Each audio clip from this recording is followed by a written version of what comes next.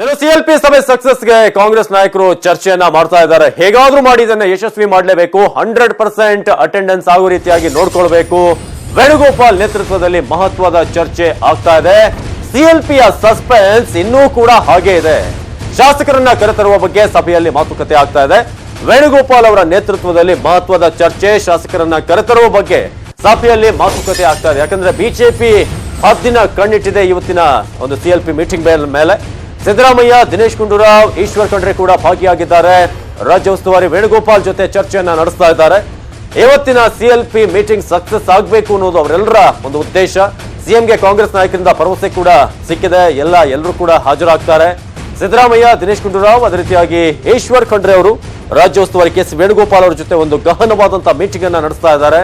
ಯಾವುದೇ ಕಾರಣಕ್ಕೂ ಬಿಜೆಪಿಗೆ ಇರುವಂತಹ ಚಾನ್ಸಸ್ಗಳೇನಿದೆ ಅದಕ್ಕೆ ಅವಕಾಶವನ್ನ ಕೊಡಲೇಬಾರದು. ನಮ್ಮ ಸರ್ಕಾರ ಸೇಫ್ ಆಗಿದೆ ಅನ್ನೋ ಒಂದು ಇಮೇಜ್ ಅನ್ನ, ಮೆಸೇಜ್ ಅನ್ನ ಪಾಸ್ ಮಾಡಬೇಕು. ಇದೆಲ್ಲವೂ ಕೂಡ ಈಗ ಸಿಎಲ್ಪಿ ಸಭೆಗೆ ಎಲ್ಲಾ ಶಾಸಕರು ಬರ್ತಾರೆ ಅಂತ ಬೆಳಗ್ಗೆಯಿಂದ ಪರಮೇಶ್ವರ್ ಅವರು ಹೇಳಿದ್ರು, ತುಕಾರಾಂ ಅವರು ಮಾತನಾಡಿದ್ರು. ಸಭೆಗೆ ಬಂದವ್ರನ್ನ ಸಮಾಧಾನ ಮಾಡಲಾಗುತ್ತೆ, ಏನೇ ಒಂದು ಸಮಸ್ಯೆಗಳಿದ್ರು ಕೂಡ ಸಣ್ಣ ಪುಟ್ಟದಿದ್ದೇ ಇರುತ್ತೆ, ಎಲ್ಲರನ್ನೂ ಕೂಡ ಸಂಪರ್ಕಿಸಿ ಸಭೆಗೆ ಬರುವಂತೆ ಸೂಚಿಸಿದ್ದೇವೆ ಅಂತ ಈಗ ಕಾಂಗ್ರೆಸ್ನ ನಾಯಕರು ಹೇಳ್ತಿದ್ದಾರೆ. ನಮ್ಮ ಸೂಚನೆಯಿಂದ ಸಭೆಗೆ ಎಲ್ಲರೂ ಕೂಡ ಬರ್ತಾರೆ, ಚಿಂತೆ ಮಾಡಬೇಡಿ ಅಂತ ಕುಮಾರಸ್ವಾಮಿ ಅವರು ಕೂಡ ಈಗ ಅವರಿಗೆ ಭರವಸೆಯನ್ನ ಕೊಡಲಾಗಿದೆ ಅಂತ ಸಿಎಂ ಅವರಿಗೆ.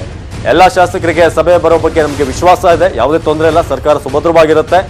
ಹಾಗಾಗಿ ಇವತ್ತಿನ ಸಿಎಲ್ಪಿ ವೇದಿಕೆ ಏನಿದೆ ಅದು ಒಂದ್ ಕಡೆ ಕಾಂಗ್ರೆಸ್ಗೆ ಡೂ ಆರ್ ಡೈ, ಇನ್ನೊಂದು ಕಡೆ ಬಿಜೆಪಿಗೆ ಒಂದು ಗೋಲ್ಡನ್ ಚಾನ್ಸ್ ಅನ್ನು ಕೊಡುವಂತ ಅಥವಾ ಆಪರೇಷನ್ಗೆ ಒಂದು ಒಳ್ಳೆಯ ಅವಕಾಶ ಆಗಿದೆ.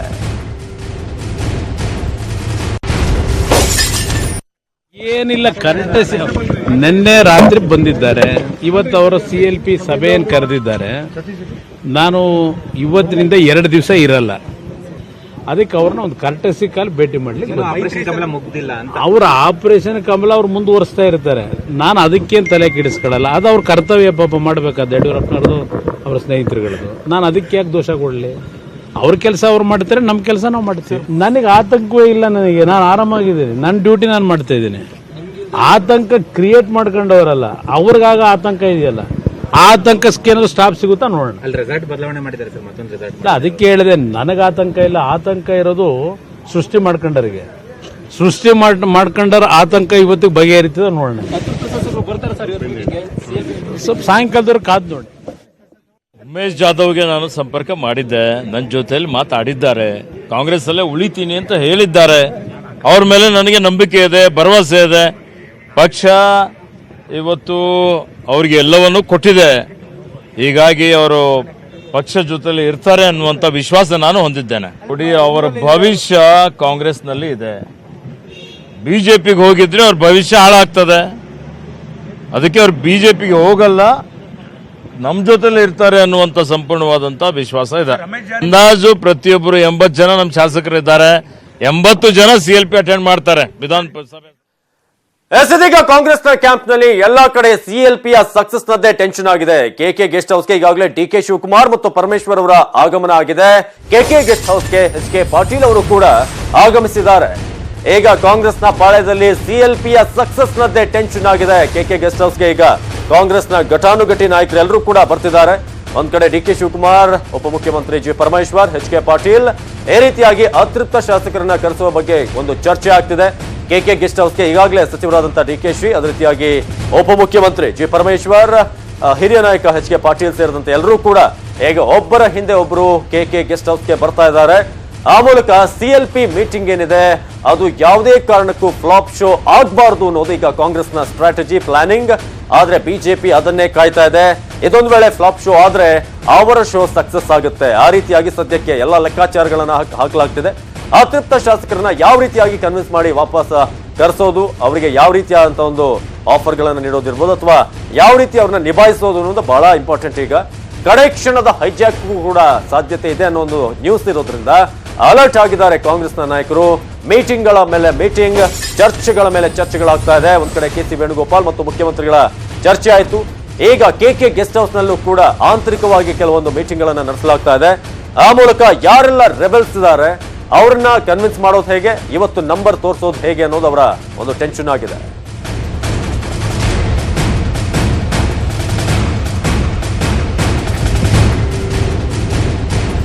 ಇದೀಗ ಕೆಕೆ ಗೆಸ್ಟ್ ಹೌಸ್ ಇಂದ ನೇರ ಸಂಪರ್ಕದಲ್ಲಿ ನಮ್ಮ ಪ್ರತಿನಿಧಿ ಕೃಷ್ಣ ಇದ್ದಾರೆ. ಕೃಷ್ಣ, ಇದೀಗ ಒಬ್ಬೊಬ್ಬರೇ ಕಾಂಗ್ರೆಸ್ನ ಏನು ಘಟಾನುಘಟಿ ನಾಯಕರು ಒಬ್ಬೊಬ್ಬರೇ ಬಂದು ಬಹಳ ಟೆನ್ಷನ್ ಇಲ್ಲಿರೋದಂತೂ ಸ್ಪಷ್ಟ. ಯಾವ ರೀತಿ ಕೆಕೆ ಗೆಸ್ಟ್ ಹೌಸ್ ನಲ್ಲಿ ಏನೇನಾಗ್ತಿದೆ, ಯಾರೆಲ್ಲ ಆಗಮಿಸಿದ್ದಾರೆ ಈಗಾಗಲೇ? ಅವಿನಾಶ್, ಬಿಜೆಪಿ ಆಪರೇಷನ್ ಕಮಲಕ್ಕಿಂತ ಪ್ರಮುಖವಾಗಿ ತನ್ನ ಶಾಸಕರನ್ನ ಹೇಗೆ ನಾವು ರಕ್ಷಣೆ ಮಾಡ್ಕೊಳ್ಬೇಕು ಅನ್ನುವಂಥದ್ದೇ ರಾಜ್ಯ ಕಾಂಗ್ರೆಸ್ ನಾಯಕರಿಗೆ ದೊಡ್ಡ ಸವಾಲಾಗಿರುವಂಥದ್ದು.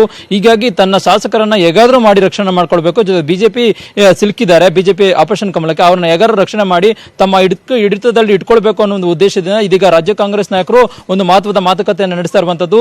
ಸದ್ಯ ಕೆಕೆ ಗೆಸ್ಟ್ ಹೌಸ್ ನಲ್ಲಿ ಈಗ ರಾಜ್ಯ ಕಾಂಗ್ರೆಸ್ ಉಸ್ತುವಾರಿ ಕೆ.ಸಿ. ವೇಣುಗೋಪಾಲ್, ಕೆಪಿಸಿಸಿ ಅಧ್ಯಕ್ಷರಾಗಿರುವಂತಹ ದಿನೇಶ್ ಗುಂಡೂರಾವ್, ಈಶ್ವರ್ ಖಂಡ್ರೆ, ಪ್ರಮುಖ ಡಿ.ಕೆ. ಶಿವಕುಮಾರ್, ಪರಮೇಶ್ವರ್ ಸೇರಿದಂತೆ ಪ್ರಮುಖ ನಾಯಕರು ಈಗಾಗಲೇ ಒಂದು ಸಭೆಯನ್ನ ಮಾಡ್ತಾ ಇರುವಂತದ್ದು.